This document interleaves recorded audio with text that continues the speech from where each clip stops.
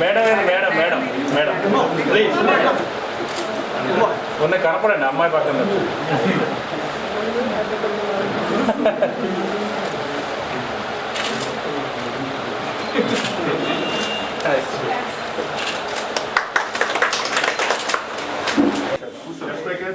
IT and training అంటే ఈ చుట్టుపక్కల 4-3 జిల్లాలలో మనకు అందరికీ వచ్చేటట్టుగా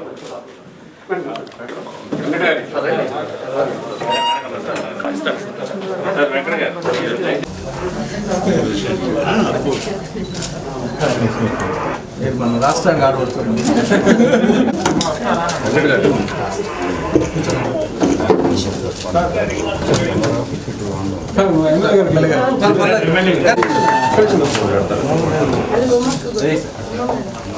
అది కూడా క్వాలిటీ స్టడీ.com అంటే ఏంటంటే వెరీ సింపుల్. అమెరికాలో స్టూడెంట్స్ ప్రొఫెసర్స్ వాళ్ళు క్వశ్చన్స్ ఇస్తారు కదా, హోంవర్క్ ఇస్తారు. ఆ క్వశ్చన్స్ అన్ని స్టడీ.com అనే సైట్కి వెళ్తాయి. స్టడీ.com మాకు కాంటాక్ట్ ఉంది. సో ఆ క్వశ్చన్స్ అన్ని మేము మనం చాలా స్ట్రాంగ్. సో అందుకని చెప్పేసి ఇప్పుడు నా టార్గెట్ ఏంటంటే వాళ్ళు ఫిలిప్పీన్స్లో ఉంది, చైనాలో ఉంది. ఇప్పుడు మా టార్గెట్ అక్కడి నుంచి అది మెయిన్ వస్తే చాలా హార్డ్ వర్క్ ఉంటుంది. కానీ బట్ అది మన స్టూడెంట్స్ స్కిల్ యూనివర్సిటీకి వైస్ ఛాన్సలర్ని పెట్టకండి. వాళ్ళ వైస్ ఛాన్సలర్ని పెడితే అకాడమిక్ వాళ్ళు వచ్చేస్తారు. అడ్వైజర్ కింద ఇండస్ట్రీ వాళ్ళని పెట్టండి అన్న.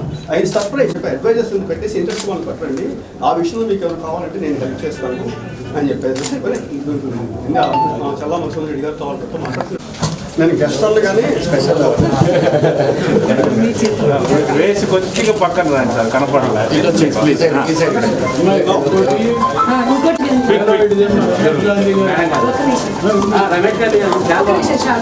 మీరు మేడం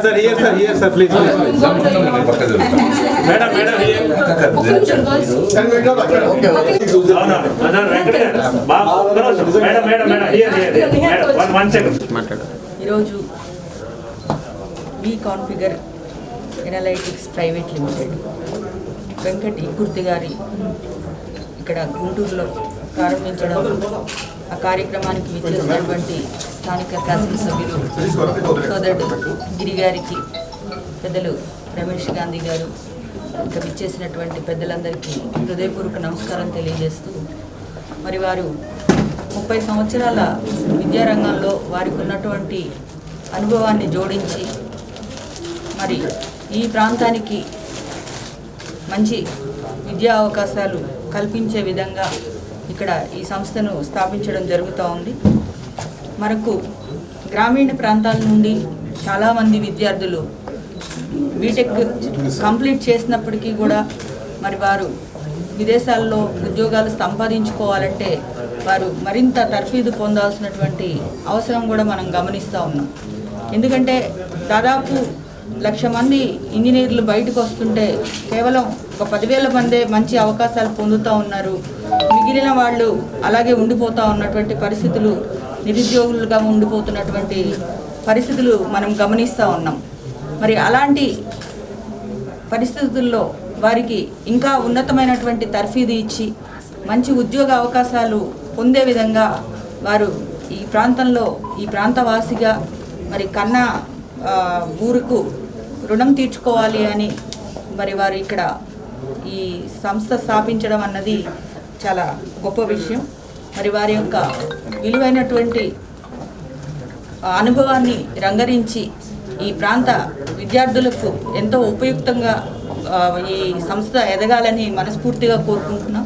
ఈ సంస్థ ద్వారా అనేక మంది మంచి ఉపాధి పొందాలని, వివిధ రంగాల్లో మంచి శిక్షణ పొంది వారి యొక్క భవిష్యత్తు బంగారు బాటలు వేసుకోవాలని మనస్ఫూర్తిగా కోరుకుంటూ మరొకసారి ఈ సంస్థను స్థాపిస్తున్నటువంటి వెంకట్ ఇకుర్తి గారికి ప్రత్యేకంగా అభినందనలు తెలియజేస్తూ మరి ఈ అవకాశాన్ని అందరూ సద్వినియోగం చేసుకోవాలని విద్యార్థులను కూడా కోరుకుంటూ ఉన్నారు. ఈరోజు బ్రాడీపేట వి configure analytics private limited Ikurthi Venkat గారు మరి ఈరోజు నూతనంగా మరి ఈ కార్యాలయాన్ని ప్రారంభించుకోవడం జరిగింది. మరి 30 ఏళ్ళుగా మరి యుఎస్లో ఎంతో అనుభవం గడించి ఎంతోమంది విద్యార్థులను తర్ఫీదిచ్చి ఒక రకంగా చెప్పాలంటే మరి చదువుకున్న తర్వాత కూడా వెనకబాటుతనం. ఇవాళ 1,00,000 మంది మినిస్టర్ గారు చెప్తా ఉన్నారు, 1,00,000 మంది వస్తే ఇంజనీర్లు వస్తే 10,000 మంది మాత్రం సక్సెస్ఫుల్ అవుతున్నారు. దీనికి మెయిన్ ఒక స్కిల్ అనేది యాడ్ అవ్వాల్సిన అవసరం ఎంతైనా ఉంది. ఇతర కంట్రీస్లో చూస్తే స్కిల్ డెవలప్మెంట్ మీద చదువుకున్న తర్వాత కూడా స్కిల్ డెవలప్మెంట్ మీద చాలా కాన్సన్ట్రేషన్ ఉంటుంది. వాళ్ళ కొరియా లాంటి సౌత్ కొరియాలో ఒక స్కిల్ డెవలప్మెంట్ 97% చదువుకున్న తర్వాత కూడా స్కిల్ డెవలప్మెంట్ మీద డిపెండ్ అవుతారు. ఆ స్కిల్ డెవలప్మెంట్ అయిన తర్వాత వాళ్ళకి జాబ్స్ కానీ ఎక్కడ వస్తాయి. యూరోప్ కంట్రీస్లో 70% ఇలాగా ప్రతి కంట్రీలో కూడా స్కిల్ డెవలప్మెంట్ చాలా ఇంపార్టెంట్ ఉంది. మరి ఏపీ కాదు, ఇవాళ ఇండియాలో మరి చదువుకున్నా సరే ముందుకు రాకపోవడానికి కారణం కూడా కొన్ని కారణాలు ఉన్నాయి. వాళ్ళ ప్రభుత్వం కూడా దాని మీద దృష్టి సారించే మన జగన్మోహన్ రెడ్డి గారి రైతులు స్కిల్ డెవలప్మెంట్ కార్పొరేషన్ కూడా ఏర్పాటు చేయడం, మరి దాన్ని ఒడివడిగా ముందుకు తీసుకెళ్తూ ఎన్నో కార్యక్రమాలు చేసుకోవడం జరుగుతూ ఉంది. మరి ఇవాళ ఇంత ఎడ్యుకేషన్లో అనుభవం ఉన్న వెంకట్ గారు తప్పకుండా మరి గుంటూరు వారు చెప్తా ఉన్నారు, ఇక్కడ నుండి వెళ్ళే కోస్తా నుండి వెళ్ళే హైదరాబాద్ వెళ్ళి అక్కడ తర్ఫీదు తీసుకొని అమీర్పేటలో ఎంతోమంది స్టూడెంట్స్ అక్కడ జాయిన్ అయ్యి ఈ సెంటర్స్లో అమెరికా కానీ అక్కడ ఉద్యోగాలకు కానీ అవకాశాలకి వెళ్ళేవాళ్ళు.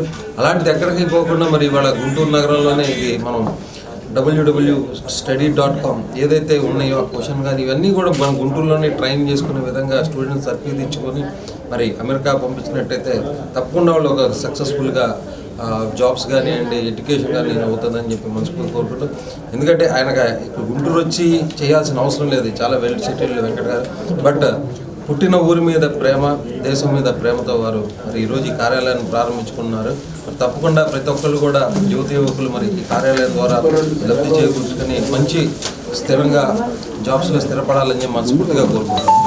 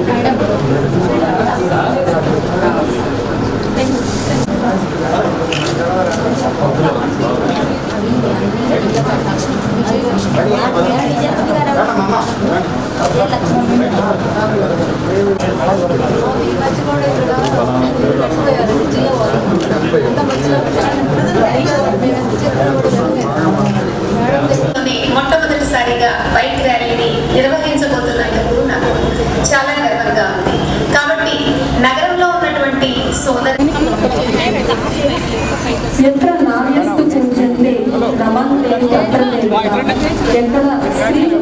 బైక్ ర్యాలీ తోటి తమ సంఘీభావాన్ని గౌరవ భావాన్ని ఈనాటి రాష్ట్ర ముఖ్యమంత్రి వర్యులు శ్రీ వైఎస్ జగన్మోహన్ రెడ్డి గారికి తెలియజేసేందుకు గాను ఒక్కటిగా సంఘటితం చేసినటువంటి 3648 అడుగులు కిలోమీటర్లలో అడుగులు వేస్తూ ప్రతి అడుగుతో ఒక్కొక్క గుండెను కలుపుకుంటూ ముందుకు వెళ్తున్నటువంటి సందర్భంలో తెలుసుకున్న అనేక విషయాలను ఈరోజు నేస్తాలుగా ఆయా అమ్మవారికి స్ఫూర్తిదాయకంగా నిలుస్తున్నటువంటి టీంలో ఈరోజు మరి మహిళలందరినీ ఇవాళ ఎంపికైన శ్రీమతి భవానీ గారికి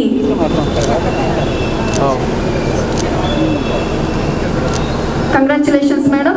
స్త్రీల అత్యంత క్లిష్టమైనటువంటి పరిస్థితుల్లో సైతం ఎంతో సమర్థవంతంగా ఈ కార్యక్రమాన్ని దిగ్విజయంగా నిర్వహిస్తున్న ఏకైక మహిళా హోంశాఖ మంత్రినిగా శ్రీమతి మేకతోటి సుచరిత అన్ని రంగాలలో మహిళలకు పెద్దపీట వేస్తూ ఈరోజు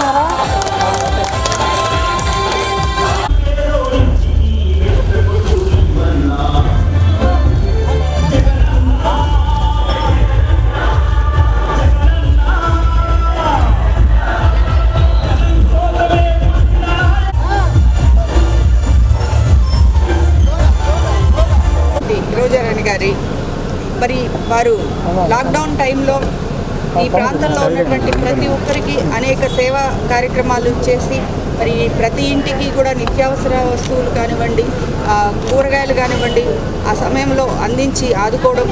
అంతేకాకుండా ఇక్కడ మనకు ఆఫీసు పెట్టుకొని ఈ చుట్టుపక్కల ప్రాంతాల్లో ఉన్నటువంటి వారి యొక్క సమస్యలు ఏవైతే ఉన్నాయో, అంతేకాకుండా అన్ని పథకాలు, ప్రభుత్వ పథకాలు ఏవైతే ఉన్నాయో అర్హులందరికీ చేర్చే విధంగా కూడా వాళ్ళకి ఇక్కడ సూచనలు సలహాలు ఇస్తూ మరి ఒక మార్గదర్శకంగా కూడా ముందుకు వెళ్తూ ఉన్నారు.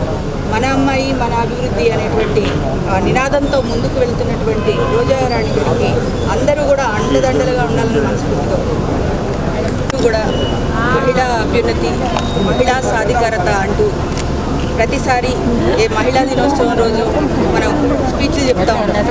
కానీ నిజమైన మహిళా సాధికారత కోసం కృషి చేస్తున్నటువంటి ఏకైక వ్యక్తి ఎవరైనా ఉన్నారు అంటే అది గౌరవ ముఖ్యమంత్రి గారు జగన్మోహన్ రెడ్డి గారు అని చెప్పుకోవడంలో ఏమాత్రం సందేహం లేదు.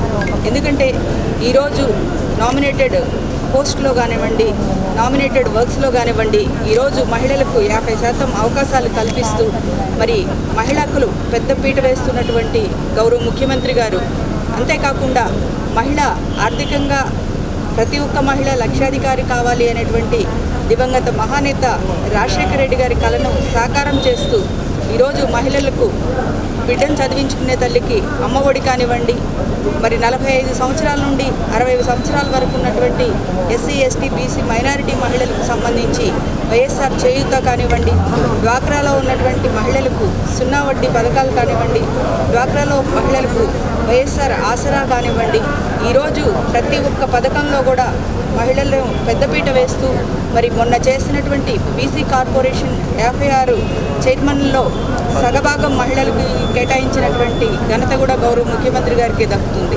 అదేవిధంగా డైరెక్టర్లలో దాదాపు 600 పైచీలకు డైరెక్టర్స్ ఇస్తే 300 పైచీలకు మహిళలకు అవకాశం కల్పించినటువంటి ఘనత గౌరవ ముఖ్యమంత్రి గారికి దక్కుతుంది.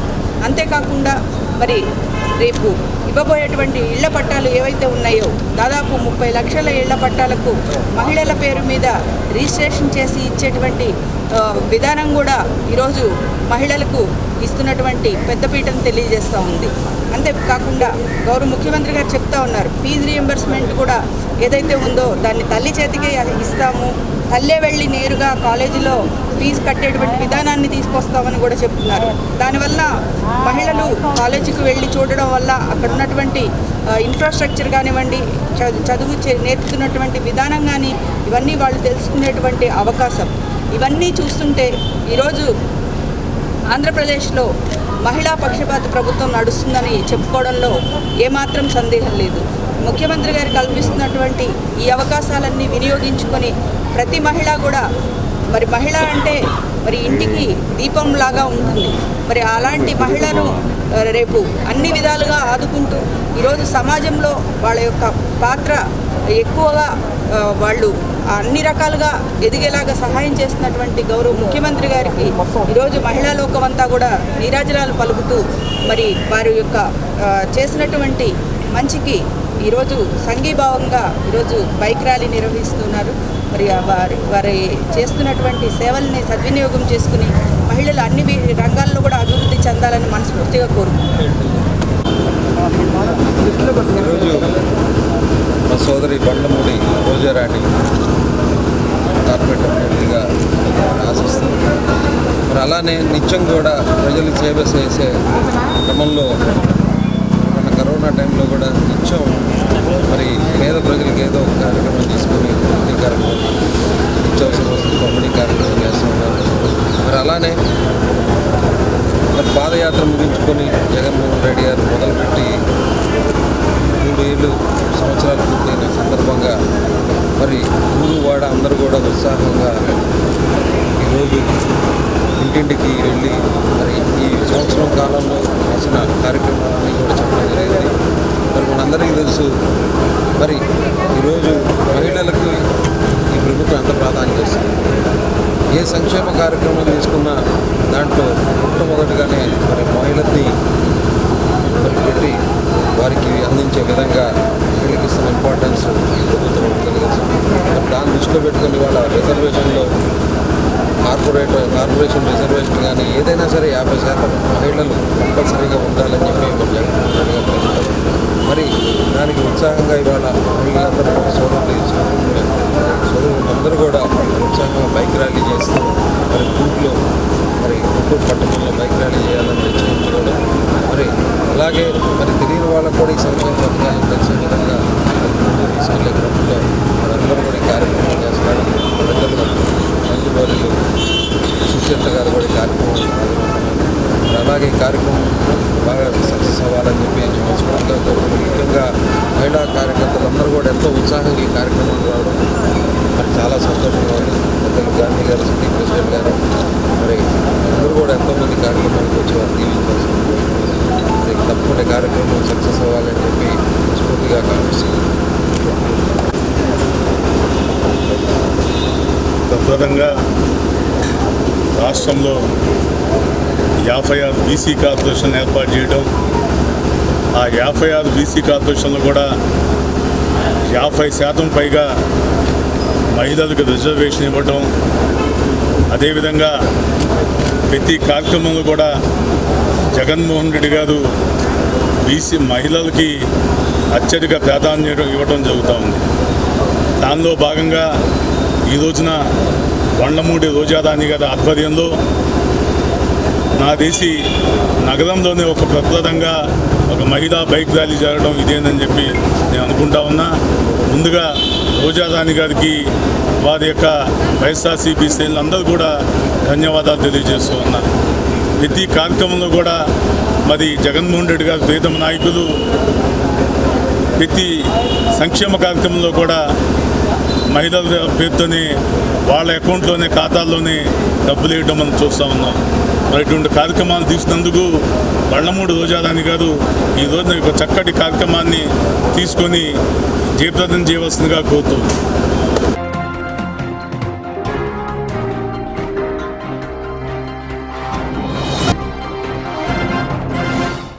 మరి ఈ ఆర్థిక విధానాలతో బ్యాంకింగ్లో లైన్లో కూర్చొని సరిపోవడం జరిగింది.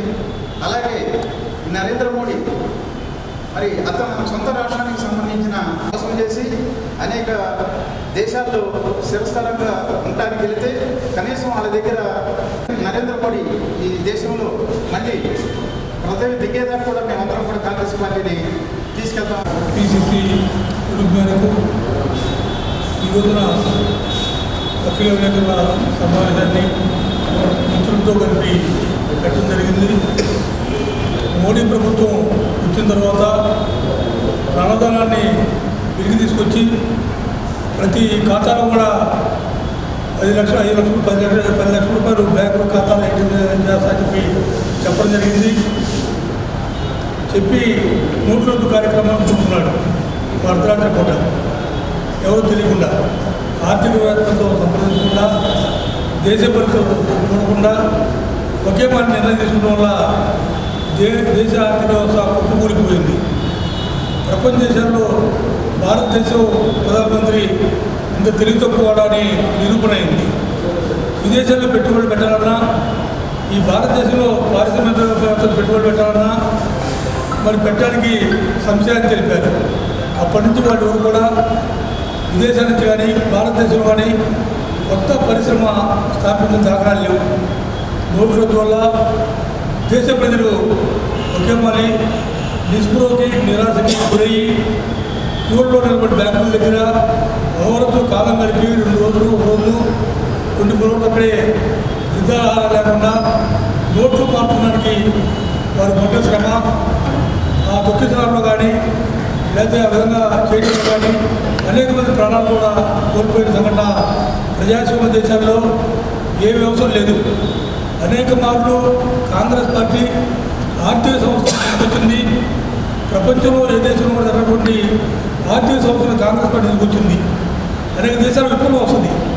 ఈ దేశంలో కాంగ్రెస్ పార్టీ ఆర్థిక సంస్థను తీసుకొచ్చడం వల్ల ప్రజలకు మేలు జరిగింది.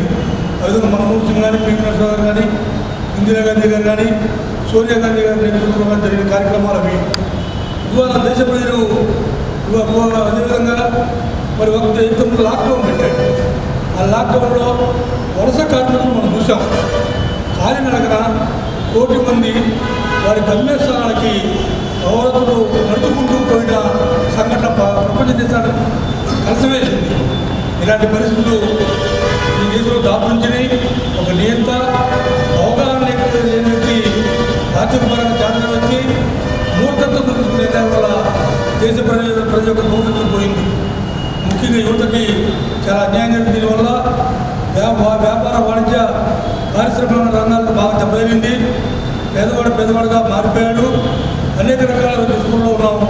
అదేవిధంగా లాక్డౌన్ విధానంలో కూడా అనేక రకాల నష్టాలకి పట్టు జరిగింది. దేశ ఆర్థిక వ్యవస్థని మరలా గాలిలో పెట్టడానికి అనేక మార్గాలని మన్మోహన్ సింగ్ గారు చెప్పారు. రాహుల్ గాంధీ 10 చెప్పాడు. తలా 10,000 రూపాయలు బ్యాంకులో ఖాతాలు వేయండి, ప్రజలు వాటితో కొనుగోలు కొనుక్కుంటారు, దానివల్ల ఆర్థిక వ్యవస్థ మార్పు వస్తుంది, వ్యాపార వాణిజ్యాలు పెరుగుతాయని చెప్పడం జరుగుతుంది. ఏమి చెప్పినా ప్రతిపక్ష పార్టీలు కానీ ఆర్థికవేత్తలు కానీ మరి విశ్వాసం తీసుకోకుండా తన పార్టీ వాళ్ళు కూడా సీనియర్స్ కానీ పార్టీలో కొన్ని చర్చించకుండా ఏకపక్ష నిర్ణయాలు తీసుకొని ఈ దేశ ఆర్థిక వ్యవస్థని, దేశ భవిష్యత్తులో యువతకి, నిరుద్యోగ సమస్యకి, దేశ దారిద్ర్యానికి మోడీ కారకుడు. మోడీ అటవ కార్యక్రమం తీసుకొని సంపాదించిన అవసరం ఉంది. త్వరలోని కాంగ్రెస్ పార్టీ అలాంటి కార్యక్రమాలు తీసుకోవడానికి మరి ప్రయత్నం చేస్తుంది. ఆ విధంగా ఆర్థిక వ్యవస్థ కుప్పకూలింది. ఇవాళ 4 సంవత్సరాలు ఈ ఆర్థిక సంస్థని, ఆర్థిక స్థితిని గాలిలో పెట్టాలంటే కాంగ్రెస్ పార్టీ ప్రజల్లో చేయగలరు. కాంగ్రెస్ పార్టీ సూచనని ఇతను పాటించాలి. లేదంటే ప్రజలు కాంగ్రెస్ పార్టీ అధికారంలో వస్తే కానీ మరి ప్రజల్లో భావన ఉంది.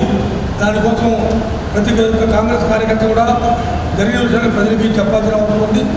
దీని మీద విస్తృతంగా ప్రచారం చేసి ప్రజలు నిష్పృహంగా నిరుత్సాహాలు కాకుండా కాంగ్రెస్ కార్యకర్తలు, కాంగ్రెస్ పార్టీ నాయకులు మేము అండగా ఉంటామని మనం తెలుసుకుంటాం.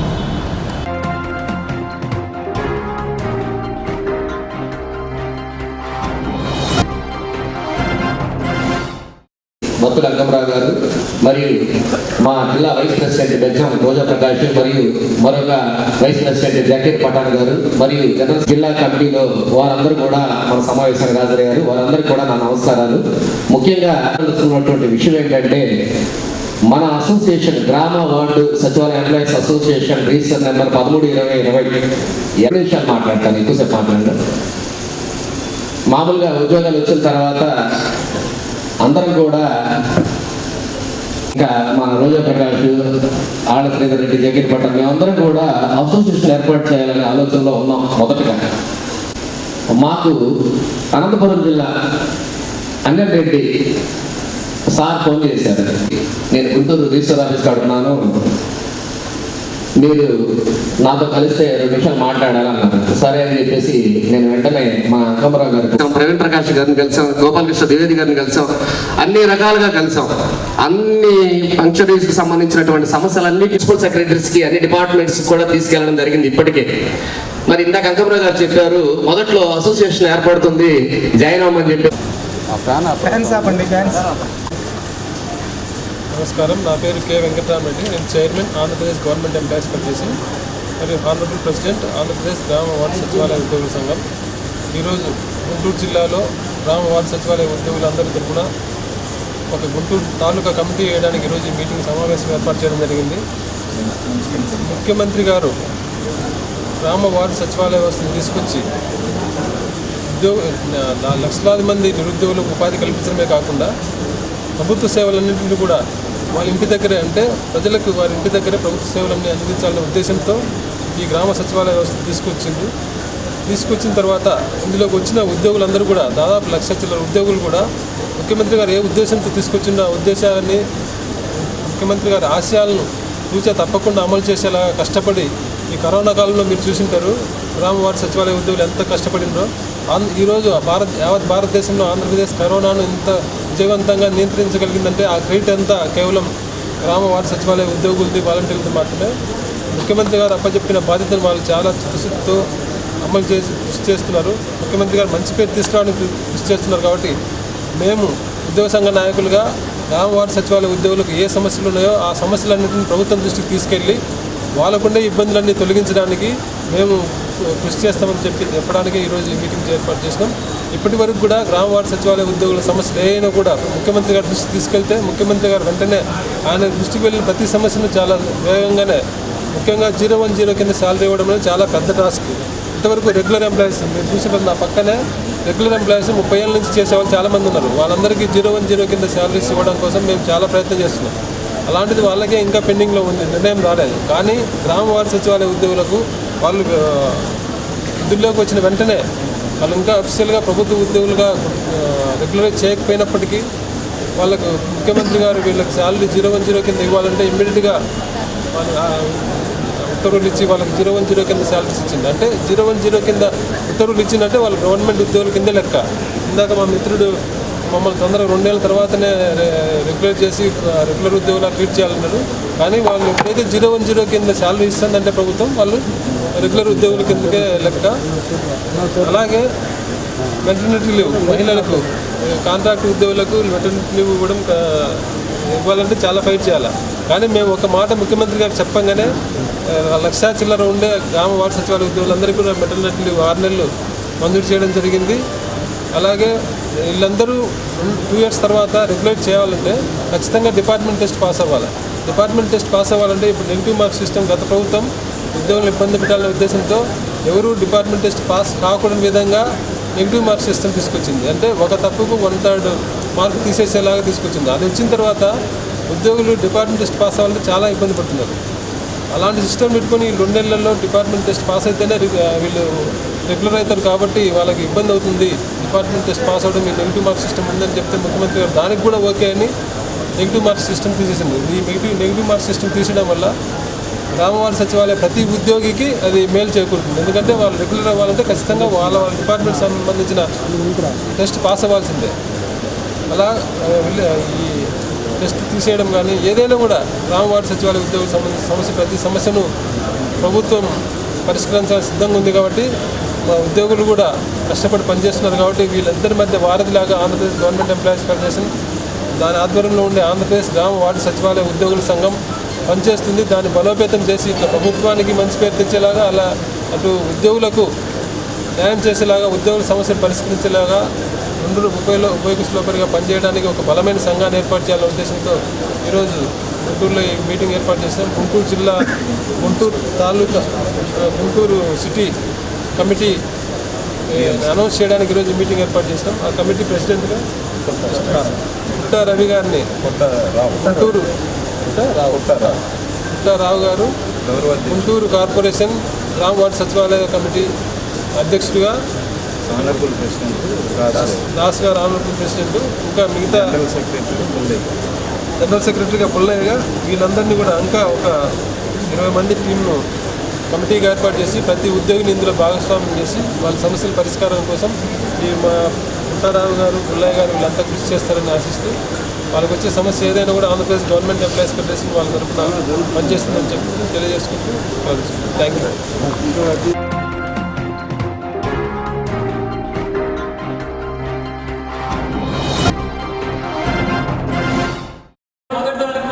చూసుకుంటే ఏఐటీసీ 100 సంవత్సరాల శతాబ్ది ఉత్సవాలు మొన్నే జరిపారు 31వ తేదీ. భారతదేశ వ్యాప్తంగా 10 ఏళ్ళు పూర్తయినటువంటి చరిత్ర ఏఐటీసీ.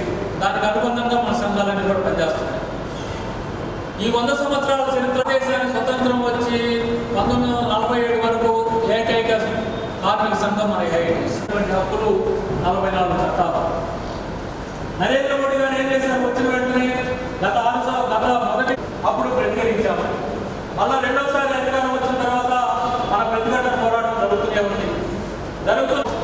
పార్లమెంట్ జరుగుతున్న నేపథ్యంలో గతంలో ఒక 44 చట్టాన్ని 4 చట్టాలుగా మార్చి చర్చ కూడా లేకుండా కనీసమైనటువంటి వివరణ కూడా ఈ చట్టాలను ఈ విధంగా మార్చుతున్నాం, దీనివల్ల ఉన్నాయనేటువంటి వివరణ కూడా లేకుండా మూసుగాడుగా ఆ 3 కోట్లు కూడా వీటి వల్ల నేను ముందు చెప్పిన విధంగా 44 చట్టాలు మొత్తం కూడా. ఈరోజు ఏఐటీసీ అనుబంధంగా ఉన్నటువంటి స్కీమ్ వర్కర్ల రాష్ట్ర సదస్సు గుంటూరు పట్టణంలో జరుగుతూ ఉంది. ప్రధానంగా ఈ సదస్సు ఉద్దేశం నవంబర్ 26వ తేదీన భారతదేశ వ్యాప్తంగా ఉన్నటువంటి కేంద్ర కార్మిక సంఘాలు, స్కీమ్ వర్కర్లు, అనార్గనైజ్డ్ సెక్టర్లో పనిచేసే 49 కోట్ల మంది అనార్గనైజ్డ్ కార్మికులు, ఉద్యోగులు, ఉపాధ్యాయులు, ప్రభుత్వ రంగ కార్పొరేషన్లో పనిచేస్తున్నటువంటి ఎంప్లాయీస్ వీళ్ళందరూ కూడా సమ్మెకి ఒకరోజు సార్వత్రిక సమ్మెకి పిలిపివ్వడం జరిగింది. ఈ సమ్మె ప్రధానమైనటువంటి ఉద్దేశము 44 కార్మిక చట్టాలని 4 కోళ్లుగా మార్చి కార్మికులకు ఉన్నటువంటి సర్వ హక్కుల్ని కాలరాసేటటువంటి బిల్లులకు వ్యతిరేకంగా. రెండవది, ఈ దేశంలో ఉన్నటువంటి బాగా లాభసాటిగా ఉన్నటువంటి ప్రభుత్వ రంగ సంస్థలన్నింటినీ ప్రైవేటీకరించేటటువంటి దాంట్లో భాగంగా బిఎస్ఎన్ఎల్ని లక్షల కోట్ల ఆస్తులు ఉన్నటువంటి బిఎస్ఎన్ఎల్ని ప్రైవేట్ వాళ్ళకి అప్పచెప్తున్నాడు. తమ మానస పుత్రిక అయినటువంటి రిలయన్స్, జియోలకు అప్పచెప్తా ఉన్నాడు. రెండవది, రైల్వేలు ఈరోజు ప్రజా రవాణా వ్యవస్థ చాలా ముఖ్యమైనటువంటిది, ప్రజలకు అందుబాటులో ఉండేటటువంటిది. మరి స్వతంత్రం రాకముందు నుంచి ఉన్నటువంటి ప్రజా రవాణా సంస్థ అయినటువంటి రైల్వేలను కూడా రేపు 2023 నాటికి ఈ దేశంలో ఉన్నటువంటి రైల్వేలన్నింటినీ కూడా ప్రైవేటు వ్యక్తులకు అప్పచెప్పాడు. ఇప్పటికే 159 రైల్వే లైన్లను అప్పచెప్పాడు. చాలా రైల్వే స్టేషన్లు అప్పచెప్పారు, విభాగాలు విభజించి అప్పచెప్పారు. రేపు రైళ్లన్నింటినీ కూడా ప్రైవేటు వ్యక్తులకు అప్పచెప్పి రైళ్లు ఏ స్టేషన్లో ఆగాలి, రైల్వే ఛార్జీలు ఎంత నిర్ణయించాలి, రైల్లో సౌకర్యాలు ఏ విధంగా ఉండాలి అన్నీ కూడా ప్రైవేటు వాళ్ళకి అప్పచెప్తా ఉన్నాడు. అటు రైల్వే వ్యవస్థని విధ్వంసం చేస్తూ ఉన్నాడు. బిఎస్ఎన్ఎల్ విధ్వంసం అయిపోతుంది. ఎల్ఐసి కోట్ల రూపాయల ఆస్తులు కలిగినటువంటి ఎల్ఐసిని ప్రైవేట్ వాళ్ళకి అప్పచెప్తా ఉన్నాడు. పోరాటాల ద్వారా విశాఖకు ఆంధ్రుల హక్కుని, విశాఖ ఉక్కు హక్కును మనం విశాఖ ఉక్కు ఫ్యాక్టరీ సాధించుకుంటే దాన్ని ఆస్కోప్ వాళ్ళకి దాన్ని ఇస్తూ ఉన్నాడు. సింగరే గనులు, ఈరోజు బొగ్గు గనులు, ఆయిల్ కంపెనీలు, ఇట్లాంటి అన్నిటిని కూడా ప్రైవేటు వాళ్ళకి మొత్తం కూడా దారాదత్తం చేస్తున్నటువంటి విధానాలకు నిరసనగా, ప్రైవేటీకరణ విధానాలకు నిరసనగా, కార్మిక చట్టాలు మార్పుకు నిరసనగా దేశవ్యాప్తంగా జరుగుతున్నటువంటి సమ్మె ప్రధానమైనటువంటిది. అందులో స్కీమ్ వర్కర్లు ప్రధానంగా anganwadi, ASHA, mid day meals ఆ కార్మికులు ఈరోజు కేంద్ర రాష్ట్ర ప్రభుత్వాల యొక్క సంయుక్తమైనటువంటి దాంట్లో నడుస్తూ ఉన్నాయి. సరైనటువంటి వేతనాలు ఇవ్వట్లేదు, వాళ్ళని కార్మికులుగా గుర్తించట్లేదు, 4వ తరగతి ఉద్యోగులుగా గుర్తించట్లేదు, వారికి కనీస వేతన చట్టం అమలుపరచట్లేదు. వాళ్ళ సర్వీసు మాత్రం 24 గంటలు మరి ఉపయోగపెట్టుకుంటా ఉంది కేంద్ర రాష్ట్ర ప్రభుత్వాలు. అందుకని ఈ స్కీమ్ వర్కర్లని 4వ తరగతి ఉద్యోగులుగా గుర్తించాలని, కనీస వేతన చట్టాలు అమలుపరచాలని, ఈ అంగన్వాడీ ఆశా వాళ్ళని గ్రామ సచివాలయాల్లో అప్పగించేటటువంటి పని విధానానికి వ్యతిరేకంగా, ఈ చట్టాలు మార్పుకు వ్యతిరేకంగా, ప్రైవేటీకరణకు వ్యతిరేకంగా 26వ తేదీ జరిగేటటువంటి సార్వత్రిక సమ్మెను జయప్రదం చేసేదానికి ఈ యొక్క రాష్ట్ర సదస్సు కార్మిక వర్గానికి పిలిపిపోతుంది. ఇక్కడ ఇచ్చేటటువంటి కార్యాచరణ కూడా కింద జిల్లాలకు తీసుకెళ్లి 26వ తేదీ దాకా దశల వారి ఆందోళన కూడా సమాయత్తమవుతున్నాం. ఈ సమావేశంలో రాష్ట్ర ఏఐటీసీ గౌరవాధ్యక్షుడు వివి రామారావు గారు, అదేవిధంగా వర్కింగ్ ప్రెసిడెంట్ రాధాకృష్ణ గారు, anganwadi workers union helpers association అధ్యక్షులు లలితమ్మ, ప్రధాన కార్యదర్శి మంజుల, ఆశా వర్కర్స్ యూనియన్ రాష్ట్ర ప్రధాన కార్యదర్శి శాంతి, యానిమేటర్స్ యూనియన్ రాష్ట్ర కార్యదర్శి Dhanalakshmi, mid day meals union రాష్ట్ర ప్రధాన కార్యదర్శి రమేష్ బాబు తదితరులు పాల్గొంటున్నారు. Thank you.